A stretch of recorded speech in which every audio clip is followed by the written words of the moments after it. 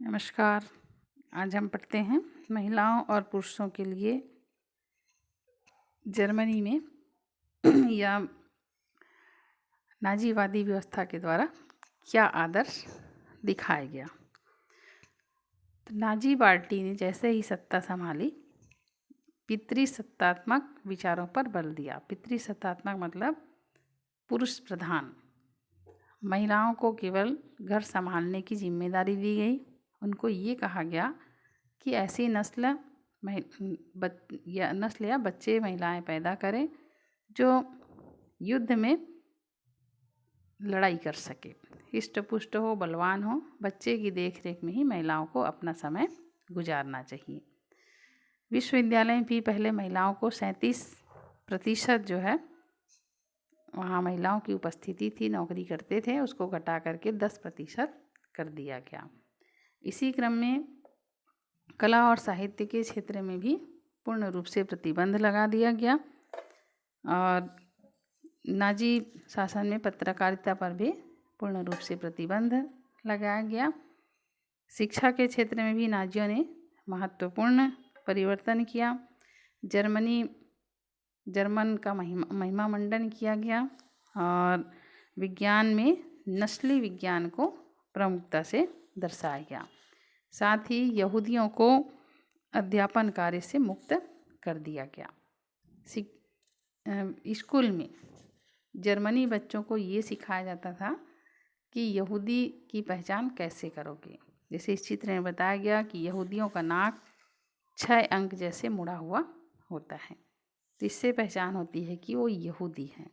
तो स्कूल में यहूदियों के खिलाफ ही शिक्षा प्रदान की गई। बच्चों को यहूदियों के खिलाफ भड़काया गया। फिर यहूदियों व अन्य का नरसंहार। जैसे ही हिटलर सत्ता संभालता है, ये यहूदी लोगों के प्रति इसके मन में तो घृणा शुरू से ही भरा था। सत्ता संभालते ही यहूदी लोगों के साथ ये अत्याचार करना शुरू कर देता है। इसमें जितने भी जर्मनी लोग हैं, इनको आह्वान करता है कि जर्मन में जो भी बेरोजगारी है, जो भी स्थिति आई है, इसके लिए पूर्ण रूप से यहूदी जिम्मेदार हैं और यहूदी जहाँ पर भी दिखाई देते हैं उसको पकड़कर मार डालो। और जर्मनी और यहूदियों के बीच पहले विवाह होता था तो उस पर कानूनन प्रतिबंध लगा दिया गया। जो भी विवाह करेगा ये कानूनन अपराध माना जाएगा, ऐसा कहा गया। यहूदियों की सारी संपत्ति जब्त कर ली गई। उनके प्रार्थना गृहों को तोड़फोड़ किया गया। यहूदी सामानों का बहिष्कार किया गया। एक भयानक सुनियोजित षड्यंत्र के तहत पूरी जर्मनी के यहूदियों की संपत्ति, उसके प्रार्थना घर, इसको तहस नहस कर दिया गया और इसी घटना को नाइट ऑफ ब्रोकन ग्लास के नाम से जाना जाता है। 1939 के पश्चात सभी यहूदियों को विशिष्ट पहचान के लिए चिन्हांकित किया गया। जैसे इनको जानकारी होती थी कि यह व्यक्ति यहूदी है तो उसको पकड़ करके ज़बरदस्ती घेटो बस्ती, इनके लिए अलग से बस्ती रखा गया था जहाँ पर यहूदी लोगों को रहना पड़ता था या रखा जाता था और इस बस्ती में इनके साथ अमानवीय व्यवहार होता था। इनकी सारी संपत्ति छीन ली गई।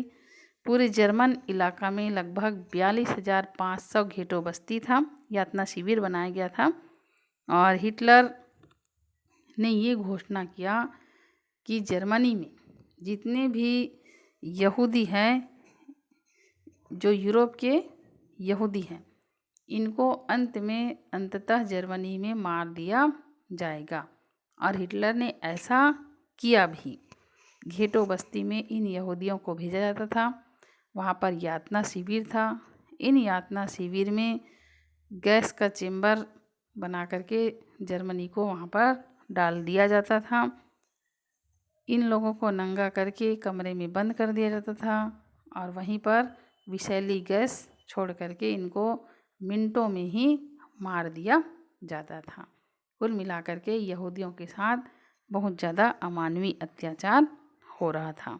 इसमें 15 लाख यहूदी बच्चे, सहित 10 लाख यहूदी लोगों को मौत की घाट उतार दिया गया। जर्मनी सेना ने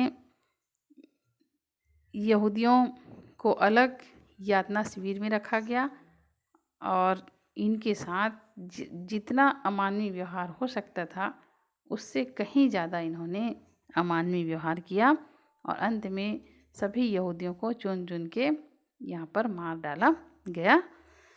यहूदी के अतिरिक्त अन्य जातियों के साथ भी यहाँ पर अत्याचार हुआ, जिनमें 50 लाख पोलिश रूसी है, 50 लाख और अन्य जाति जिसमें पोलिश है, रूसी है, खाना बदोश जिप्सी है, शारीरिक व मानसिक रूप से अपंग लोग। इन लोगों को नाजी पार्टी ये कहकर मार डाला कि इनकी देश में कोई ज़रूरत नहीं है और यदि ये रहेंगे तो जर्मनी नस्ल खराब ही होगा, इसलिए अब इनको मरना ही है, ऐसा कह के इन लोगों को भी मार डाला गया।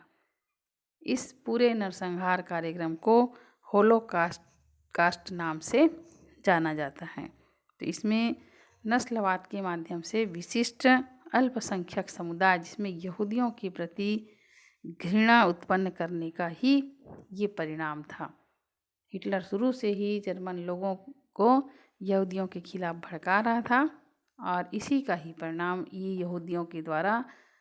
यहूदियों के साथ जो नरसंहार किया गया था वो सबको दिखाई देता है। तो आज की इस वीडियो में इतना ही। अगले वीडियो में हम पढ़ेंगे हिटलर की विदेश नीति क्या थी और कैसे द्वितीय विश्व युद्ध की शुरुआत होती है।